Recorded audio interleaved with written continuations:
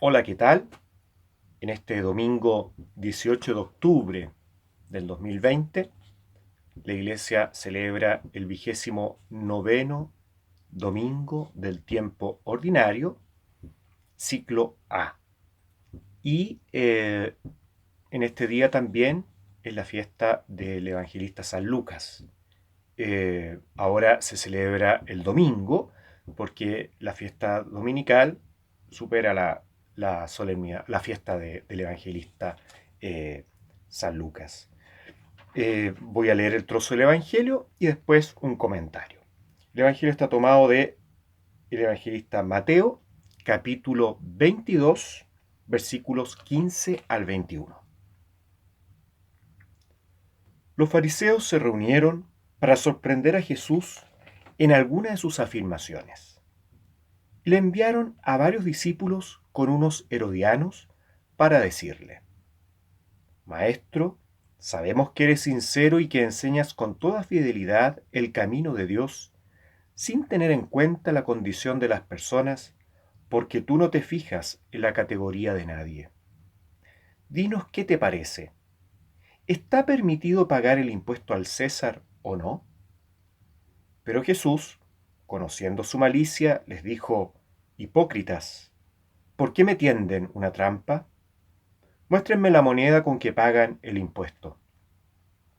Ellos le presentaron un denario, y él les preguntó: ¿De quién es esta figura y esta inscripción? Le respondieron: del César. Jesús les dijo: Den al César lo que es del César, y a Dios lo que es de Dios.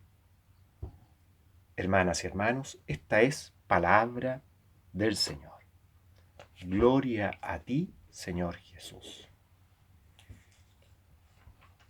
Es un trozo del Evangelio que viene muy bien en estos tiempos también que estamos preocupados, ¿cierto?, por tantos temas sociales. Hoy día acá en Chile se cumple un año, ¿cierto?, de que comenzó el estallido social. Estallido que no ha terminado, estallido que sigue estando presente, tal vez con no tanta fuerza producto de la pandemia, pero somos testigos de que los reclamos sociales presentes en el estallido siguen vivos, siguen presentes.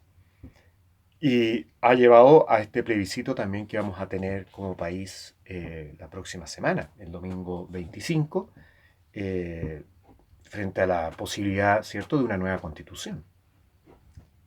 Entonces, digo esto porque muchas veces se ha mal ocupado este trozo del Evangelio para decir que la Iglesia no tiene nada que hacer con respecto a la política, que se dedique a lo meramente espiritual. Hubo un tiempo que cuando había un sacerdote preocupado de un tema social le decían cura comunista, cura rojo, o ándate a tu sacristía, no te preocupes de estos temas, que no tienes nada que ver con estos temas. Es como casi decir, una cosa es mi vida de fe y otra cosa es mi vida social. Y se produce como una especie de divorcio entre la vida de fe y la vida social. Y como si a Dios no le interesara lo que pasa en la sociedad. Si a Dios no le interesara lo que pasa en la sociedad, entonces ¿para qué pedimos por la paz de las naciones? ¿Para qué pedimos que no haya guerra? ¿Para qué pedimos que tengamos el alimento diario? ¿Para qué pedimos la salud de los enfermos? La salud física. No hay nada que tenga que ver con nuestra humanidad, con la creación, que no sea preocupación de Dios, que no tenga que ver con Dios, que es el creador. Incluso nos podríamos preguntar, ¿qué no le pertenece a Dios? Dar a Dios, ¿cierto?, lo que es de Dios. Entonces esto no... Hay temas que no tengan nada que ver con Dios. Hasta nuestro pecado, ¿cierto? Que Dios no es pecador, Dios es santo por excelencia, ¿cierto? La fuente misma de la santidad. Pero nuestro pecado daña nuestra relación con Él. Es decir, algo pasa. No hay nada de lo nuestro que no esté de una u otra manera relacionado con Dios. Nada de lo nuestro que no esté relacionado con Dios. Y de ahí está el deber cristiano de preocuparnos también por lo social. El deber cristiano de no podemos hacer vista gorda a los temas sociales. No podemos hacer vista gorda a la justicia social.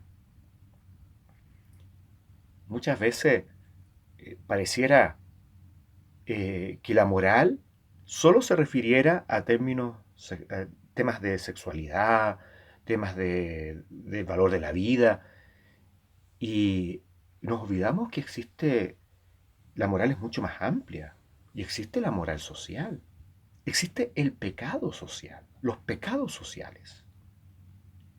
Cuando hay estructuras indignas, cuando hay estructuras que le hacen mal al ser humano, estructuras sociales que dañan la convivencia humana.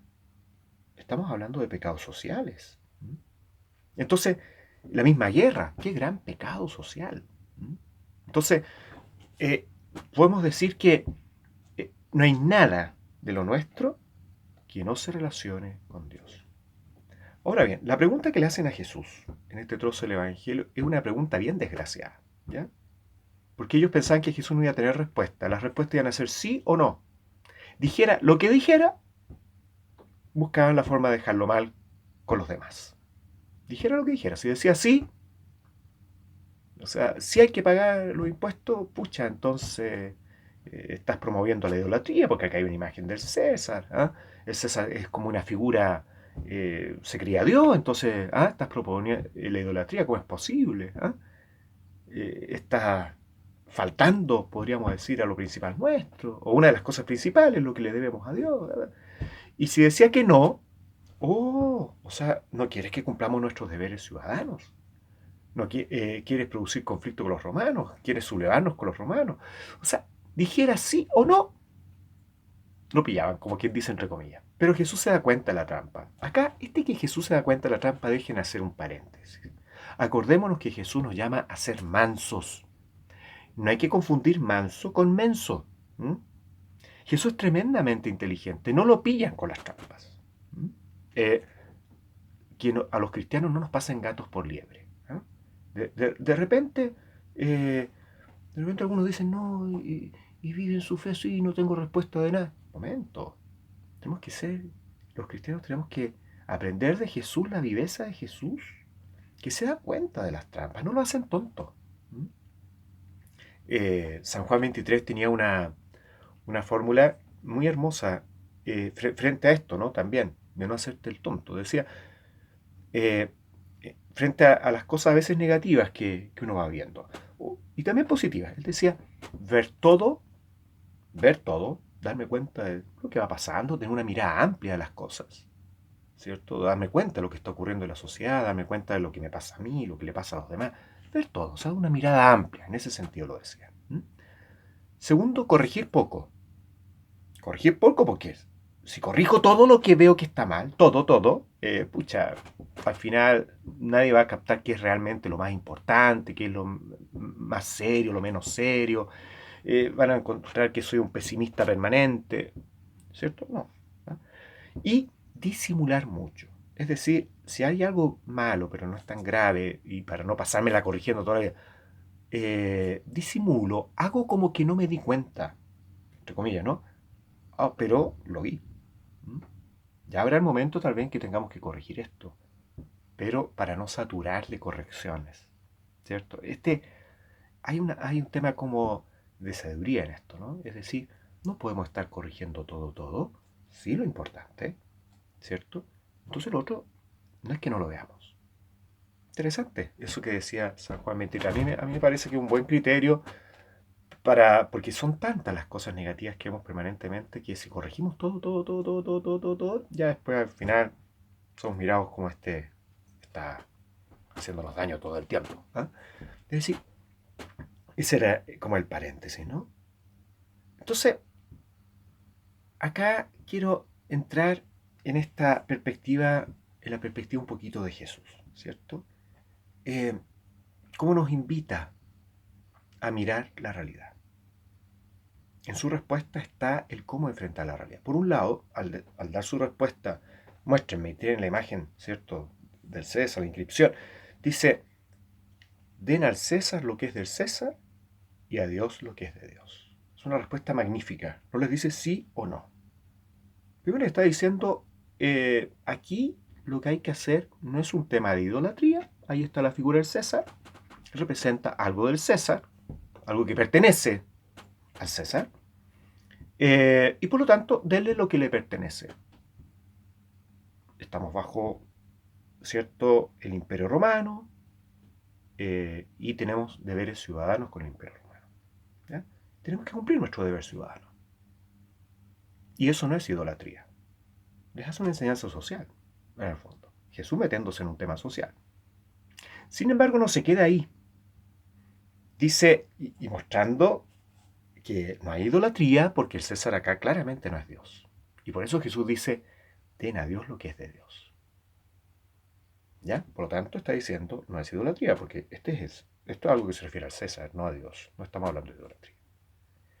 Y por otro lado, está diciendo, cumplan su deber cívico, hay que cumplirlo, es la situación en la que estamos. Sin embargo, hay algo que es esencial, a Dios lo que es de Dios. Y al decir esto está diciendo que la primacía en todo la tiene Dios. Es bien importante ahí en eso, en la primera lectura del profeta Isaías, que está en el capítulo 45, versículo 1, versículos 4 al 6, es bien bonito al final cuando dice, yo soy el Señor y no hay otro. Y un poquito antes de eso dice, yo soy el Señor y no hay otro, no hay ningún Dios fuera de mí. ¿Cierto? Es decir, está hablando de la primacía de Dios. No hay otro Dios. El César no es Dios. ¿Y qué significa den a Dios lo que es de Dios? ¿Qué no es de Dios? Podríamos preguntarnos, ¿qué no es de Dios? Se nos está diciendo, tu vida ponla en las manos de Dios. Date a ti mismo al Señor. ¿Y cómo nos damos al Señor? A través de la justicia, a través de la paz, construyendo un mundo de fraternidad, de solidaridad, de equidad. ¿Cómo nos damos al Señor? Amando, esforzándonos por construir un mundo mejor, en que se hagan más presentes los valores del reino de Dios. ¿Le damos a Dios lo que es de Dios? ¿Le damos a Dios ese tiempo también personal con Él? ¿Le damos a Dios, nos entregamos a Él totalmente? ¿Buscamos hacer de este mundo un mundo mejor? ¿Qué mundo le estamos como poniendo delante al Señor? ¿Qué estoy haciendo yo por eso que le ponemos delante al Señor? Podemos hacer tantas preguntas. Te invito a seguir reflexionando este trozo del Evangelio para que también el Señor te vaya iluminando, nos vaya iluminando, vayamos profundizándolo, ¿cierto? Para que nos vaya iluminando cómo darle a Dios lo que es de Dios. Que el Señor les bendiga.